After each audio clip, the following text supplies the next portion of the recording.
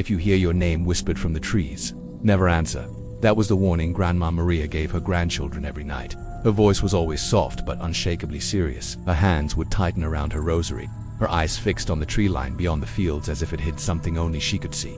The children never understood why she was so afraid of those woods. They were just trees after all, dark and endless, standing in silence at the edge of their world. But Maria knew better. When she was a child, she and her brother had wandered too close. At first it felt like a game. They chased each other, laughing as they crossed into the cool shadows. Then the forest went quiet. The sound of birds, the rustle of leaves, even the hum of insects vanished, as if the world itself was holding its breath. That was when it stepped out. A figure moved wrong, its limbs bending and cracking with every step, as if its bones were breaking and reforming. Its face stretched with an unnatural grin that showed too many teeth. Then it spoke. The voice was her brother's voice, but not quite right. The words stumbled, dragged too slowly, as though the thing was learning to speak through stolen sounds. Maria had run. She had not stopped until she was back in the field, her lungs burning, her legs torn with scratches. When she turned, her brother was gone. The forest swallowed him whole. She never saw him again. For years she heard the whispers at night. Sometimes she swore she saw her brother's shape standing in the shadows of the trees, waiting for her to step close enough. She learned to avoid it. She learned to keep her distance. She learned to warn others. So when she became a grandmother, her one rule was never broken, or so she thought. The children had grown restless. Her warnings felt like silly stories meant to scare them. One summer evening, curiosity outweighed caution. They ran laughing toward the tree line, daring each other to step past. The air cooled as soon as they crossed. Their laughter faltered. The woods were too still, too heavy, as though the trees themselves were listening. Then came the voice. It whispered their names, slow and broken, carrying from deep within the shadows. One child froze, wide-eyed. Another giggled nervously, trying to hide fear with bravado. The youngest whispered, "Did you hear that back at the house?" Maria felt the shift in the air.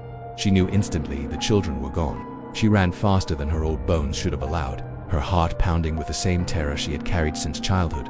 She burst into the trees and saw them. Her grandchildren stood frozen, staring at the figure stepping toward them. It was tall, gaunt, its skin stretched tight over its body, as if it were too small to contain what lived inside. Its face was familiar, impossibly familiar. The face of Maria's brother, twisted and rotting, grinning with lips pulled too wide. Maria screamed at the children to run. She shoved them out, forcing them back into the open field with desperate strength. They stumbled, crying, but obeyed. They ran as fast as they could, never looking back until they were safe in the light. When they finally turned, they saw only darkness. The forest had swallowed their grandmother whole. Her scream cut off so sharply it felt like the trees themselves had devoured it. The children waited all night for her return, but she never came.